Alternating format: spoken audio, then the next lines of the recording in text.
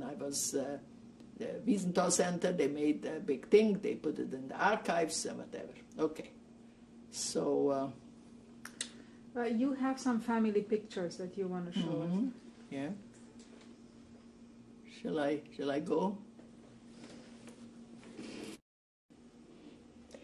This picture is a very sad picture to me because I almost fainted when I found this in the library. This picture was taken out from the Auschwitz Album. There is an album which a girl who was a survivor, she found it in a German home in a drawer. It was called The Hungarian Jews. When she found this album, she looked at the first page, and there were 240 pictures in that album. And the first picture was the rabbi from her village, Bilka, also in Czechoslovakia. They were taken the same transport as we were. So when she saw the rabbi on the picture, she knew that they came the same time to Auschwitz, and she found her brothers and herself and everybody, her family come. And I was working in the museum as a docent. I went into the Jewish library and I took that album, and I just looked at the pictures. There were thousands of people, women, men, separate, all kinds. And all of a sudden, I found this picture in there too. And I almost fainted seeing my father, who is in the second row on the right side, on the end, without the head, and my brother in between the two men there, and in the back there is an uncle of mine. This is when they were taken from the train to the gas chamber. If you can see in the back, you can see all the barracks there in one of the camps with chimneys there. That was the barracks in Auschwitz. But they are now on their way going to the gas chamber in 1944. The picture shows my parents. It was taken in 1940, I think. My father and mother, and on the left side of the picture, no, the right side of the picture is my brother Shlomi, and on the left side is Menachem, my youngest brother, and I'm in the middle. The five of us went to Auschwitz, and only I came back. Yeah, my mother's name was Helen Halpert, my father Leopold Halpert, and Shlomi Halpert, Menachem, and my name is Livia. This is August the 16th, 1994. I am Mary Rothschild interviewing Livia Schechter for the Survivors of Shoah Foundation. Please tell us a little bit about your family life before the war. Should I start from the beginning? No. Okay, please introduce yourself and tell us a little bit about your family life before the war. Okay, my name is Livia Schechter, born Halpert. I come from Czechoslovakia, the most eastern part of Czechoslovakia, which was called that time Karpatorus or Carpathian Mountains. I had 5 brothers. I was the only daughter. We had a beautiful life in Czechoslovakia. They were democratic, just like here in the United States. We didn't know of any prejudice. We didn't know any, because I was Jewish too, to have a problem. I never suffered from anti-Semitism. If people behaved, we had all kinds of minorities living in our town. And as long as people behaved, we were fine. We had the right to vote. We had every right, like everybody else. Up till 39, we lived in Czechoslovakia till 39. You want to know more about my family life? It was beautiful. I was spoiled rotten, that's besides the point, but I used to travel every summer. I went for vacation to my grandparents in Hungary, and my brothers went to Cheder, that was the Hebrew school. And I don't know I had a beautiful life at home. My father, we were not rich, but we were middle class. My father made a living. Where I come from, they had apple grows, a lot of orchards. There a lot of apple were growing on the mountains, so my father bought it from the orchard owners when it was still in bloom. And he was an exporter. He sent it all over Europe, big boxcars. And that was during the season. When the season wasn't, then we had a leather good store. And that's all I can say. My brothers went to Cheder, and I finished high school, and then I helped my mother at home. We didn't do girls. I never worked in my life at home. Girls didn't go to work that time unless people were so poor that girls became dressmakers and millinery and whatever. Anyway, I had a lot of relatives, uncles, aunts, grandparents, all lived in the same town, and when Shabbat came, Saturday, we used to go walking to our relatives, and it was a beautiful life as far as I remember, up till 39. By 39, I was not a child anymore. In 39, the Hungarians marched, and we went to sleep in Czechoslovakia, and we woke up in Hungary. How old were you? I was that time 20. I was born in 17, and it was in 39. I was 22 years old. So when the Hungarians marched in, with Hitler's help, see, the Hungarians and the Germans were allies. And the Hungarians cried for 20 years, because that part of the country where I come from used to be Austria-Hungary before the First World War. So they lost, and it became a Czech country. And now it was 20 years since the First World War, and Hitler needed the food from the Hungarians, because Hungary was an agricultural country. So when Hitler needed food for his war efforts, he came to the leader in Hungary and said, if you give me food, I help you get back what you lost in the First World War. Okay? So they made the deal. The Czechs didn't know what hit them. They didn't expect they should come. And overnight they marched into us, and the Czechs, they ran away, and that was it. Now, from now on, we were Hungarian citizens. We had a lot of problems. They didn't like Jews either.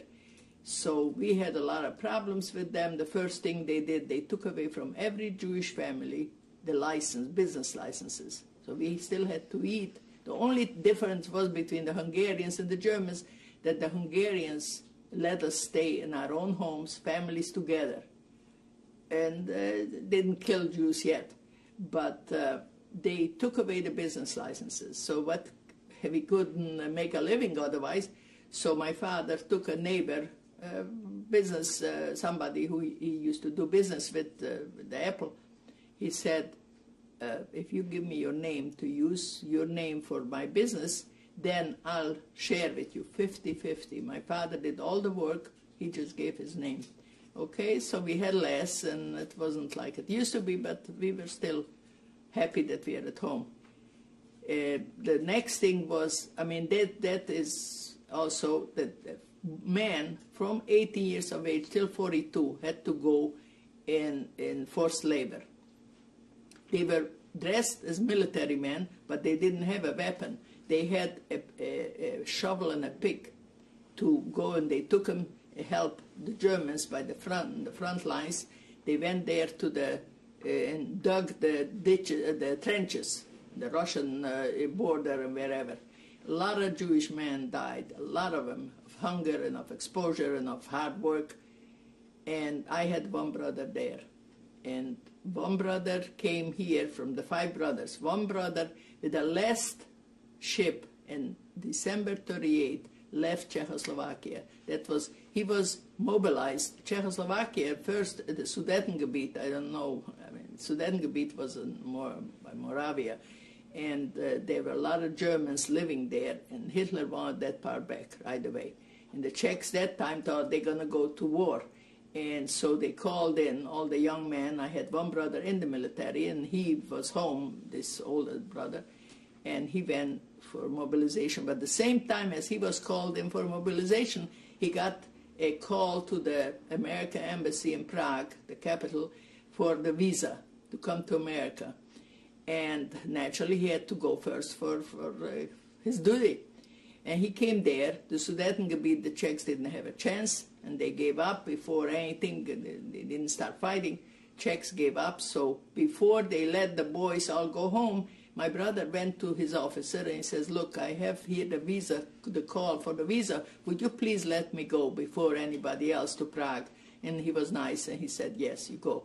And he came with the last ship which came from Czechoslovakia, because after that the Germans went in there and the Czechs broke up, America broke off relations with the Czechs, and he arrived to America, and so he was here. During the war, when America went into war with Japan, he was in South Pacific fighting the Japanese. While we were in the camp, he didn't even know where we are. And so, and there's one brother was in the Munkatábor, it was called the Hungarian forced labor camp, and two of my youngest brothers, they were home, because they were also, one went to, he was called in, he was over 18, but he had a heart murmur. He had a problem with his heart, so they let him go home. He was healthy, but the heart was beating very fast. And my second brother, after me, he was there, and one day they let him go home for furlough, and he jumped on the first cattle car or whatever, whichever came our way to our town, and the cattle car didn't stop, and he got scared that who knows how far it will go before he can get off. He jumped the train, and it cut off his leg. So he was also at home. So now the three of us were home, plus our parents. My parents were 57 years old. I was 22 when the Hungarians came in, 22, and my other brother was 20 and 18. Where shall I start now? So when the Hungarians came in, we were 5 of us there, and they gave us all kinds of heartaches. First, we had to prove that we are citizens of that part of the country, that my parents and great-grandparents, my great-grandfather lived in that part. Otherwise, we are wherever he came from, a lot of Polish Jews from Poland. And I didn't have to worry about, or my parents, because we were there. My great-grandfather lived also in that part, Munkac, it was called, the city. But we had to prove it. We had a Czech citizenship. They didn't go by that. So because I was a young woman, I didn't want to, my father should go, he had a beard, and it was dangerous. But the Hungarians, if a Jew went on the train, they attacked Jews just for the fun of it. Just picked them up and threw them out of the running train from the window. I didn't want that to happen to my father. I said, I'll go. And I didn't go much like this in cities. What do I know what to look for? But I did go, and there Jews stood. In that time, it was not like now. If you get married, you go to the city register or whatever, registers of whatever office. If a baby is born, then you register it. That time it was different. The rabbi kept books of marriage, first birth, marriage, and death. And he kept a big book of everybody. So I went to the rabbi's house, and there were hundreds of us standing by the door there from 4 o'clock in the morning, waiting till it's my turn. And I got in. Finally, I was there a few days, and I got in, and he had my great-grandparents' birth certificates, their marriage licenses, and my great-grandmother's death certificate. But my great-grandfather didn't have anything. And I found out, I knew my father knew about it. My great-grandfather came to this country, to America in the early 1900s, and because he came here, we couldn't prove that he died there. And that was not good, because America with Hungary was that time enemies already. So I came home with just part papers, but anyway, we sent it into the Hungarian ministerium, whatever it was called, where they made the citizenship papers. And I went to Budapest. After we sent in the papers, we got the act number, and I went there. And there again, we stood in line, thousands of us, from all over our part of the country to get in to see what's going on. And I never dealt with an attorney. What do I have with attorneys? I was a girl who was sheltered from everything anyway, but what do I have at the attorneys? So I stood there in line, and the shyster attorneys walked around there and said, do you need an attorney? I can go in right away, you won't have to stand here. So I thought, why not? So I took that guy, and he went in. I gave him my case number. He went in, and he comes out, he says, you know what? I found your case number, the folder, but no papers were there. I said, what do you mean? How can it be? I have the number and everything. He said, somebody stole it. Stole our papers. Somebody else whose name was the same. I don't know how the grandmothers and everybody's name, but another Halpert. Our name was Halpert. So I was so upset. And so I sent a telegram to my father, what happened. So he went and he got copies. And he said, okay, that's it. I just want to tell. They gave us so much heartache, so much aggravations always. And they took Jews who were their parents, came from Poland. They were born there in my town. My town was Tech. In Jewish we call it Tech. In Czech it was called Tacovo. And at night, just like the Gestapos in Germany, they just came at night and they say, take whatever you can carry and let's go. Where are you taking us? Doesn't matter. You don't belong here. You're not our citizen. And they took them away. All right, so I stopped here with the Hungarians. They did all kinds of terrible things, but as I said, we still lived at home. By 44, they were 5 years there already. 44 in March, all of a sudden, Nazis showed up in our town. We didn't know. The thing was that a lot of times I'm asked, how come you didn't do something? Why didn't you hide? Why didn't you? We didn't know anything what's going on in the rest of the country. Radios we didn't have. Newspapers printed only what Hitler allowed them to print, the big successes, the Blitzkrieg, what they accomplished wherever they went in, they just marched in, a lightning war. And so we didn't know anything. The only thing what we knew were rumors. There's always rumors. The rumors were terrible. They said that they're going to take us, if the Nazis come, they're going to take us away to Madagascar. Didn't even know where Madagascar is, Africa somewhere in the wilderness. They just going to drop us there and we're going to die there. Other rumors, they were better ones, that they're going to resettle us, take us away, and we're going to work hard as slave laborers. All right, the war has to come to an end. I mean, I was always optimistic. That's my nature. I couldn't think of bad things. Why should anybody hurt me? Okay, it's war. He doesn't like us. He's going to take us for slave labor. But it's already 5 years. The war has to come to an end. And by that time, rumors also, we knew that the Russians started pushing him back. No more lightning war. Because in 42, when he attacked Russia, that was the first time the Russians started pushing him back.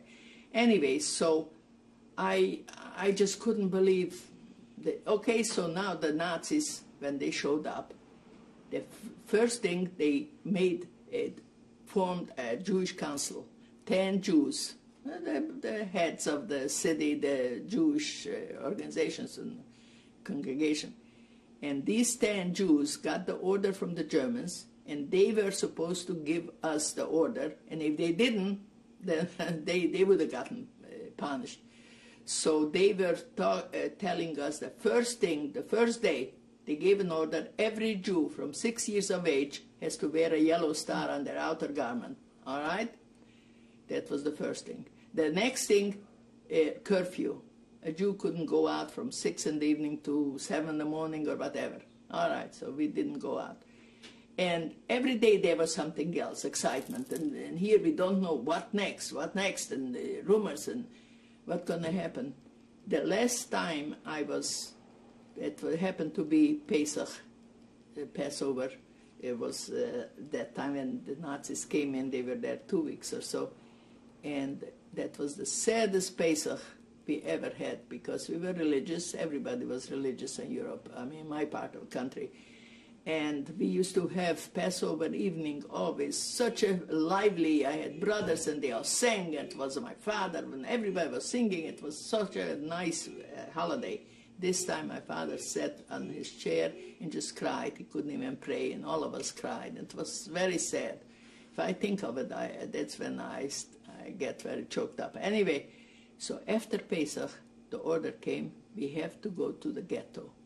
Now, when I say ghetto, and I talk to young people, American kids, they know a different ghetto. When I came to this country and I heard here is a black ghetto or Jewish ghetto, I said, what? In America? I came here to a free country, thank God I'm here, and there's ghettos? To me, a ghetto meant altogether different. Here, in a ghetto, if we live between Jews or between blacks or whoever, if they don't feel like living there, thank God it's a free country. They can go wherever they want to. We didn't have that choice. They took the slums of the town, they enclosed it with a big fence, and they put us in there in little huts. The poorest people lived there, and they emptied it, and the people from the slums came into city and lived in our homes, and we had to move there. Now, the only thing that we could take along was one mattress, each of us, and some clothes, not all our clothes, some clothes, and food that we had stored in the house, and pots and pans. And that was it. We had a cow, we had chickens, it was a town, and we had all these things, but we had to give, my father gave the cow to a Christian neighbor, and for that, the neighbor brought this horse and buggy and put everything what we had to take to the ghetto, and we went to the ghetto. When we got there, as many as there was room for mattresses, that's how many people got in every little house. There were men, women, all kinds of strangers, because from all the surrounding villages, the people were brought also to my town. So now we are locked in there. The Hungarian gendarmerie, the police and military, watched us day and night. We couldn't go into the city. We were enclosed, I told you, about the fence. And we were just sitting around and waiting. It was that time, spring, April, waiting what's going to be next. Very scary, but no one worked. My father didn't have to work, no one did. And just what's going to be next? Till we were there 4 weeks in the ghetto. And one day, the order came, everybody out on the street, line up 5 in a row, and start walking to the train station. We didn't have much to carry. We were not allowed to take suitcases to take we left everything at home anyway. Before we went, there was an order that we had 3 bedrooms, so we had to put all our furniture from all the rooms in one room, lock that one room, and the key we took to City Hall. When we come back, we should get it. With the lies, they always told us, so no one should become all excited or what. So anyway, before we went to the ghetto, because there were so many rumors, I made for 5 of us, for each of us, a knapsack from strong towels, which I had in my, what do you call it, hope chest. I made 5 knapsacks, and my mother baked zwieback, that's bread twice baked, and prunes, and all kinds of non-perishable food, put in everybody's bag, in case they take us somewhere, and until they give us food, we shouldn't starve. Well, not much, but some.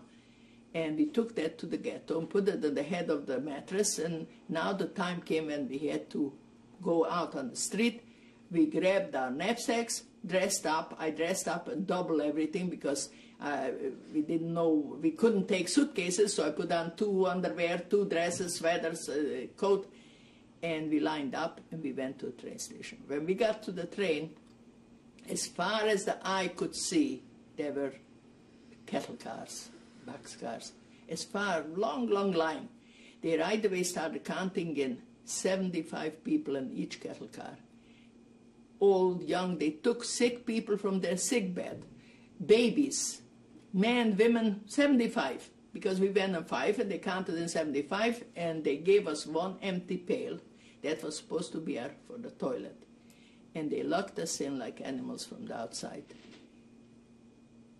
Just to give you an example how much room we had there, all we could just stand straight or stoop on our own legs, not sit down and stretch out the legs. There was no room for it. That's how cramped we were.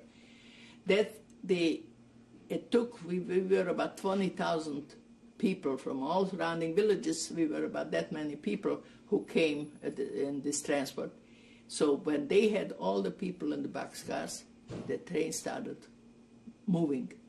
The train didn't stop for 3 days and 3 nights, constantly. It's 50 years now that they took us, and I still wake up in the middle of the night, and I'm still half asleep at this. I hear the noise, knocking the wheels, the engine going, and I wake up, and thank God I'm not there. So in the train also was so terrible. There were babies who cried day and night. They didn't have food. The mother couldn't bring fresh milk. If she nursed, she didn't have food, so she didn't. It was terrible. But the Germans want to dehumanize us, make us like we are not humans. And people became like this, not because they wanted to, but everybody was for themselves. Now, sure, my heart hurted to hear that babies crying. There were sick people and mourning and crying because they were so miserable.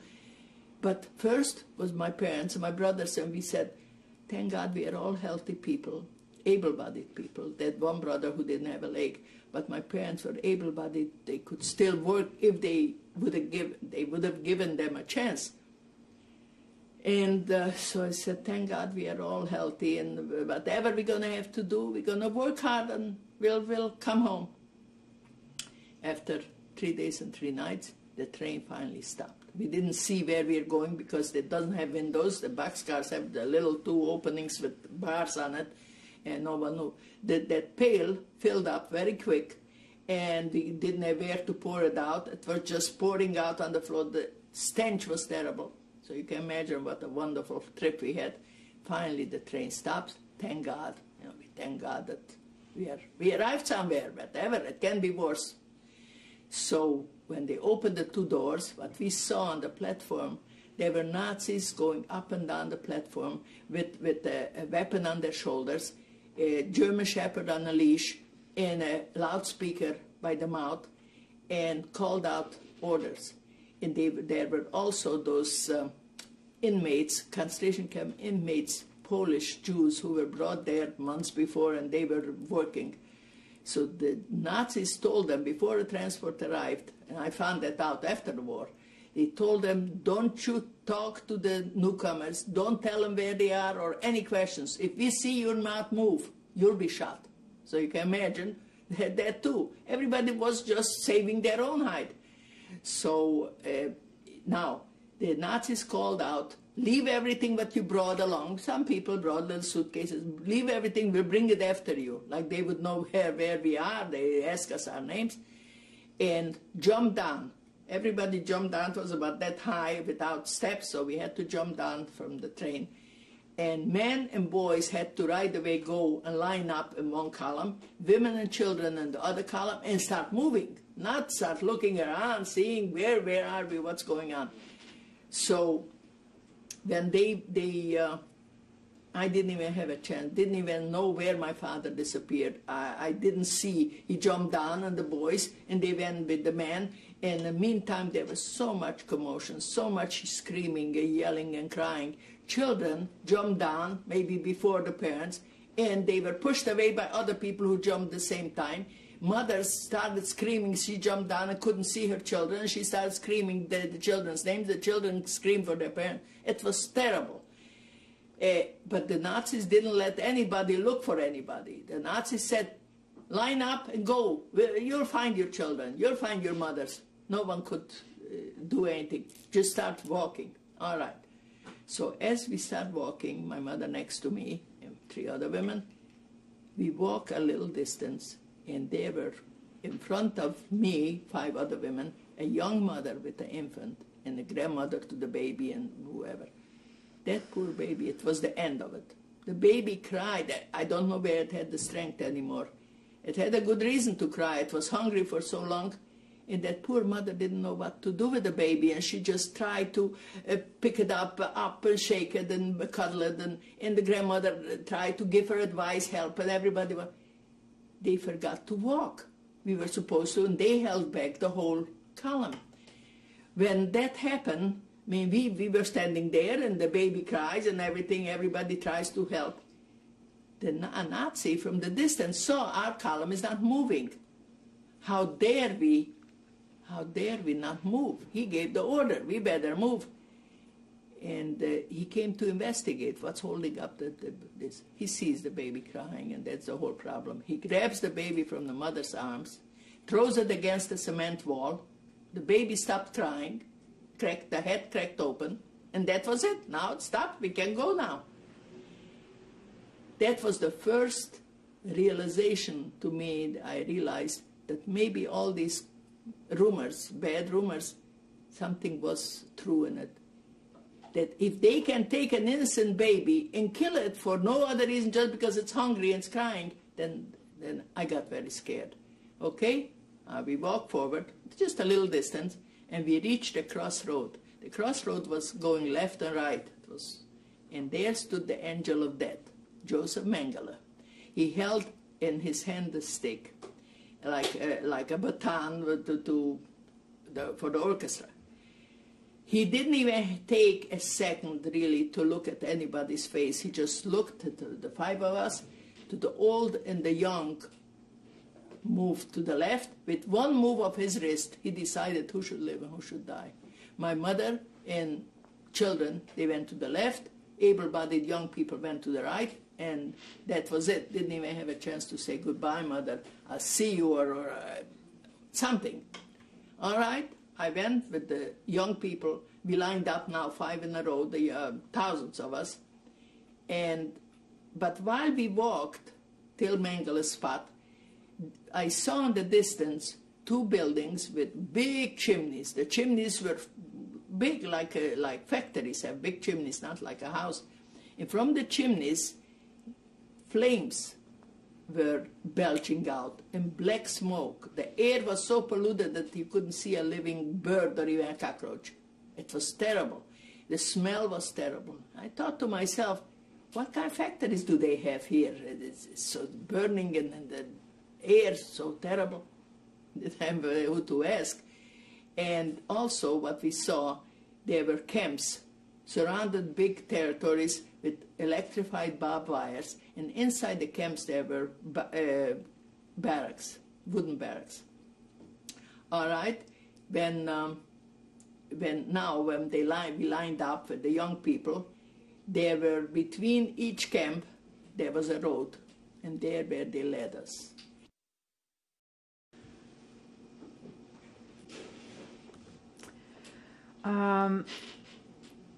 Which place were you in? We arrived in Auschwitz. In Auschwitz. That was Birkenau. Auschwitz has a part where the crematories were. That Birkenau, there where we arrived. And the year was? Year was 1944, in beginning of May. Must have been the 3rd or 4th of May. So I left off that they led us, now Nazis led us between 2 camps on a road. And we got to a building, and when the 2 doors were wide open, 5 of us walked in at the same time, and Nazis were all around the wall, standing there and scary looking. By now we were scared of them. So when we got in, they too had a loudspeaker, and they called out, "Everybody strip naked." Naked. That was another shock. Okay? Didn't dare say no. So we just started peeling off all our clothes, the double clothes, and drop it on the floor. And the 5 of us, we were naked. We went forward. The only thing that we could keep were our shoes. Just shoes, no stockings, anything. So as we went forward, there were those inmates who had a hair clipper in their hands, and they shaved our heads, completely without hair. Then we went further, and there were women, who also inmates, who threw for everybody 1 single dress and 1 underpants. That's it. No one asked, what size are you? Because some women were, let's say, size 18 or 20. And if she got a size 10 dress, I don't know what she did. I was lucky. I got a big grandmother's dress, a navy blue dress, till the ankle length and wide. It was even too wide, because it didn't have a belt. And Auschwitz is a mountainous area, and it was cold. In May, in the beginning of May, was still morning and evening was cold. During the day, if the sun was shining, we sat in the dirt and the dust all day to warm ourselves. So when it was cold, the wind just blew up and down on the dress, and I was so cold. Okay, so from when we had the dress and the shoes in our hands, the Nazi women took over, and they took us to take a shower, a disinfectant shower. Like from home, we bring, what do you call it, we are dirty.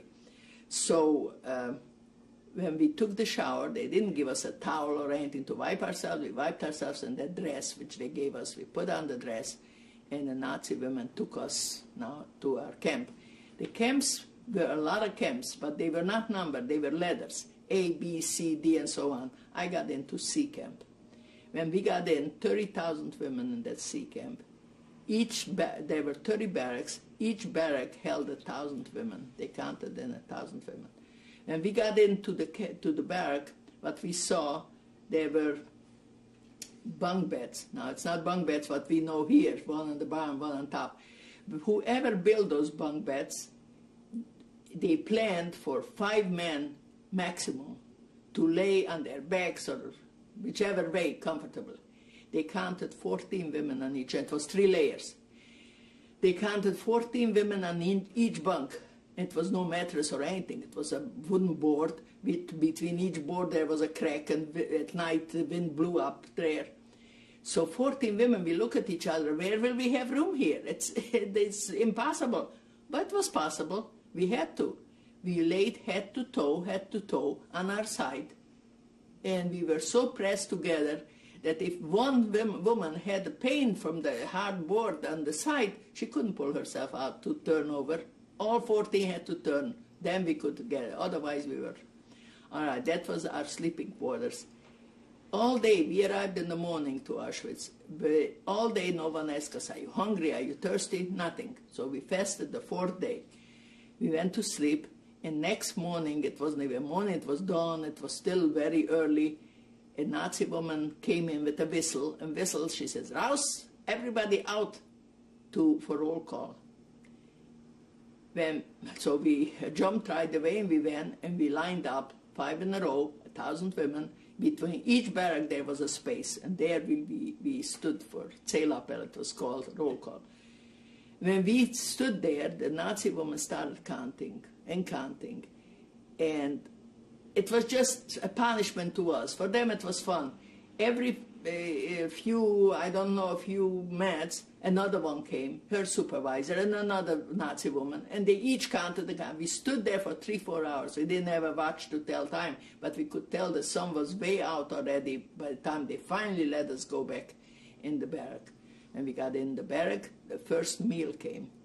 A kettle full of brown water, not coffee or anything. It was some grains roasted in brown water.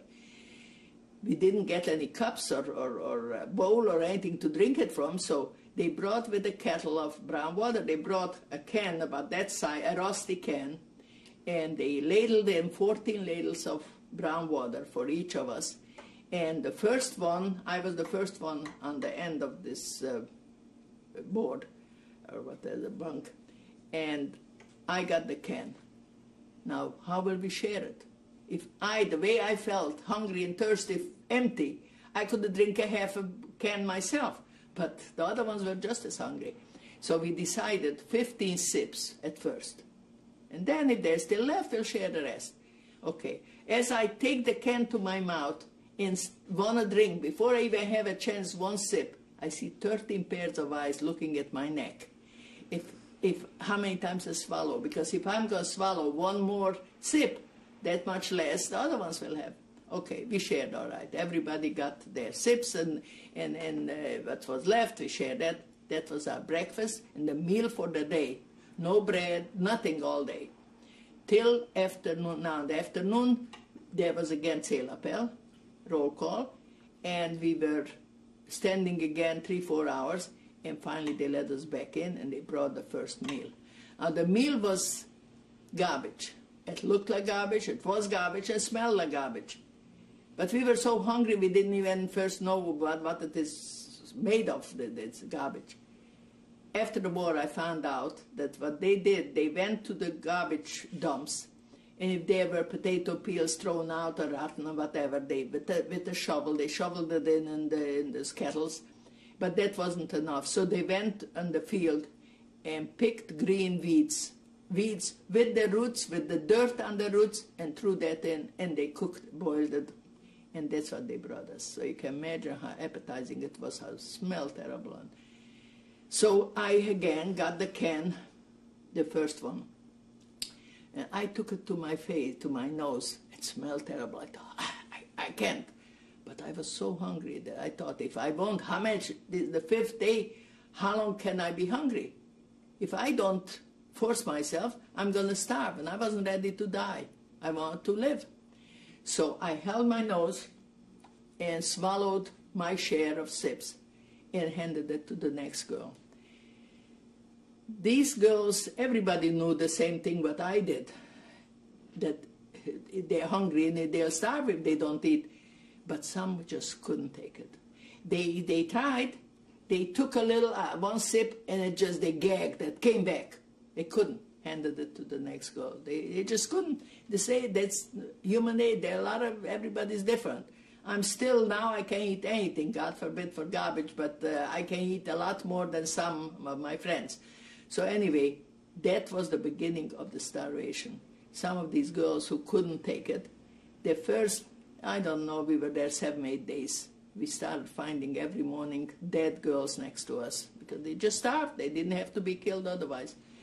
And so this went on like this. That was our meal in the evening. In the morning, the brown water. All day we didn't do a thing. We didn't have to do anything. We just sat outside on the dirt, and there was, when it was raining, it was muddy, but we didn't care. We were cold, so we sat in the sun. Some girls were more curious. I was sitting there with other girls and just cried on each other's shoulders and whatever, talked about. Some girls went to the fence, and they saw these inmates pushing carts with our belongings from what we left in the boxcars. They took these things to a big building, a storeroom or whatever they call a warehouse, and there were these inmates who sorted dresses, sweaters, everything in a bundle, and then they made bundles and they shipped that to Germany. You know, Hitler was the modern-day Robin Hood. He took from the Jews and gave it to the Germans. All right, so these girls went to the fence, and they called to these Jewish, they were in striped clothes, these prisoners, and they called to them, hey, do you know my father, his name is so-and-so, we just came yesterday morning, and we came from so-and-so town in Czechoslovakia. And another woman called out my husband, and the other one for brothers or whatever. They stopped those men, and they looked at these girls. Now the Nazis weren't there right away to see what they're saying. They said, do you think your fathers and husbands and all those are with us? Don't you see the fire burning, the flame going? There where they burned their mothers, fathers, brothers, sisters, everybody. Some of these girls saw that they mean it. It's not a joke. Those who were realists, not like me. I was an optimist. I never believed bad things. So they believed it, and they came back, and there where we were sitting, and told us that terrible thing. But they heard. But I'm so smart, so naive or dumb, whatever. I said, impossible. Not my parents and not my brothers. They're still able-bodied people. Maybe, a big maybe, the old people who are of no use to the Germans because they can't work, babies can't work, so maybe them, if it's such thing, because even that was a big if by me. So all year, that kept me going, I think. The hope that I'm going to, one day when the war is over, I'll have my parents and my brothers. Now, the brother without the leg, I didn't even want to think that he had a false leg. Well, naturally, they took it away. But that, from then on, some girls believed that they're killing. So I didn't believe it, so okay. This is the way we went on for doing nothing, just how did we keep ourselves clean? There was one barrack with 240 cold water faucets.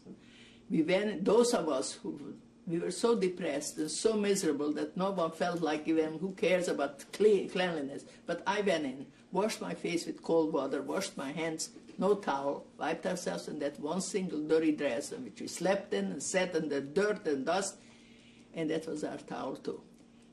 One day, I don't know, after a week or two, we wore that dress, so we have to wash it, took off the dress, half naked, standing there in cold water, no soap, just wash it, scrub it, wring out the water, half naked, go out in the camp and hold it up to the sun and to the wind. It should dry, and we put it back on. I did that, and a lot of us did, but a lot of people didn't. And slowly people started having all kinds of skin diseases, rashes, besides lice and all the things. We were just going and everybody was scratching. Even if I had a clean dress, clean from cold water, I caught it from the next one. It was contagious. So we were, I don't remember exactly the days, but it was 4 weeks. We were there 4 or 5 weeks. All of a sudden Mengele started showing up in our camp. He came to the barrack, opened the doors, he stood there. We had to undress completely naked and walk by him. When we walked by him, must have been 5, 6 weeks already there, those who were already half skeletons, they had only skin and bone, he pointed one side. Those of us who still had meat on our bones, we went to the other side. Now those who had a rash, they didn't have a chance. Even if they were still healthy, able-bodied, but because they had a rash, what will they cure us? They went with the skeletons. If somebody had just 1 or 2 red pimples, they went with the skeletons to crematory. All right, so that went on. That time we didn't know. Why is he coming? Why is he checking? Why is he sorting? We never saw these people who he put on one side. I didn't want to believe they killed him, that they took him to crematory. I found out after the war. After the war, I found out our camp, C camp, was a camp where they kept us there for the future slave laborers in Germany. If Germany needed a factory because their men went to the war and whatever, they needed slave laborers. All they had to do just call Auschwitz, C camp, and send me 10,000 women, 5,000 women, as many as they needed. And that's why Mengele came always. If we are healthy, then it's worth keeping us for the future. Those who were already half dead or so weak, they won't cure them or what. So, what did I want to say? I forgot already. I want to talk too fast. So this went on like this. If you ever met a survivor who has a tattooed number under her arm, I don't have that. Because the tattooed numbers, the people, they were taken in Auschwitz already to work. That was, they went for 12-hour shifts working outside the camp. There were factories and men went to work on building roads and all kinds of things. But us, they didn't tattoo because what for? If they're going to kill us anyway, if we are not strong enough, it doesn't pay. So we were there 3 months. I was there 3 months in Auschwitz. And one day they told us, my barrack and the other two, that we are going now to the shower again. Take a shower after 3 months, the first shower again, disinfect us. And they gave us another dress and a pair of wooden shoes. They took away our shoes, which were comfortable. At least the shoes were comfortable. Now they gave us wooden shoes. It was so miserable. I thought if we didn't have enough misery, now the shoes too, okay? And they took us to the train station. No one told us where they're taking us, where we're going, what's going to happen to us. We went. So we were 3,000 women who went where I went. It was called Fallersleben in Germany. Excuse me. And there were other 3,000 the same time when we went, and other 3,000 women went to Fallersleben, Salzwedel. And so we went to where we arrived. Here we were already needed people, or more important than Auschwitz. Auschwitz, they killed them, there were always other ones to replace us. But where we went now, they brought already 3,000 women. They needed us there was a landmine factory where they made the landmines. And they put us up across the street from the factory. There were buildings which were built, I guess, for the workers. It was at one time nice, tiled to the inside and building. But when we arrived in August 44, they had bombed already the building. We had the ceiling was full of holes already. We could see the sky. But here we had already a little more luxury, if you can call it that. We had bunk bed, one on bottom, one on top, with a straw mattress, a thin blanket. They gave us a bowl and a spoon each, and they gave us a washcloth-sized little towel. One real luxury really was that there was warm water showers here, and that was a luxury after so many months not even taking showers. So anyway, I arrived home, and I came home. I didn't find anybody, my family. I found two of my friends, girlfriends, who were home already, and they said, Livia, don't go in your house because the Russians passed by there pushing the Germans back. They passed by there in winter, and they had horses, and they put horses in the homes, in the houses, because it was cold, and did it hurt them? So the horses made holes in the walls and in the floor in our home. But I went with my friends, and we waited. Okay, we were fast. We came home faster. So we hoped that the rest of them will come too. And slowly, young men started coming home, my brother's age. And when they came home, I ran to them. I said, were my brothers with you? Did you work together, or are they coming? They look at me and they say, I'm sorry they didn't make it. I say, what? My brother, 6 foot tall, young man, I have the pictures there of him. For sure him, the one with one leg, I hoped maybe they put him consider him with a good job, give him a job without feet, without a foot. So I was shocked. I didn't expect that. Both brothers. I said, what happened? And they told me what I knew myself too. They were working on the road, below 0 temperature, winter, and they had that one cloth shirt, one pair of pants, cotton pants, and wooden shoes, or no shoes. If they lost the wooden shoes, they were barefoot. Can you imagine, in below 0 temperature? So they got sick. And the one who had the murmur heart, he was healthy, everything, but once he had a fever, then he was very sick. So they let him stay home. They let them stay home at 2 different times. My two brothers, no, the one without the foot, he went with my father straight. But this younger brother, he was there. And 24 hours, he didn't go back to work. So they took him to the crematory. Okay? So it shouldn't have been a news to me because I saw it happen by us, but not to my brother as I thought. Then, I'm still so smart, and I say, how about our parents, your parents, my parents? Do you know anything where they worked? What happened? They look at me that I lost my mind. They thought I went crazy. How can you ask such silly question? And they tell me the same thing what these men told the girls the first day. Didn't you see the crematory? The fire just belching out? The first morning they took your mothers and fathers the same as mine and everybody else. All right, so that was the end of my hope. I was the only one who came home among the 5 of us. But I lost 72 of my immediate family, and that means immediate means uncles, aunts, and first cousins. You know, that time families were bigger. Like I had 6, we were 6, there were families of 10 even. And that my grandparents had 6 or 5 children, and they each got married, and they had their children, so everybody had big families. So 72 of my immediate family got killed.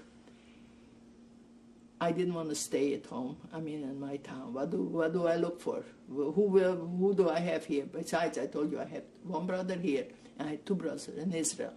I had my oldest brother, was in Germany when Hitler came to power. He married there a girl, a German girl. She was a Jewish girl from Polish ancestry, but she was born in Germany already, and he married there, and they were very happy there and everything. But when Hitler came to power, luckily, Hitler didn't plan to right away, didn't have the final solution in 1933.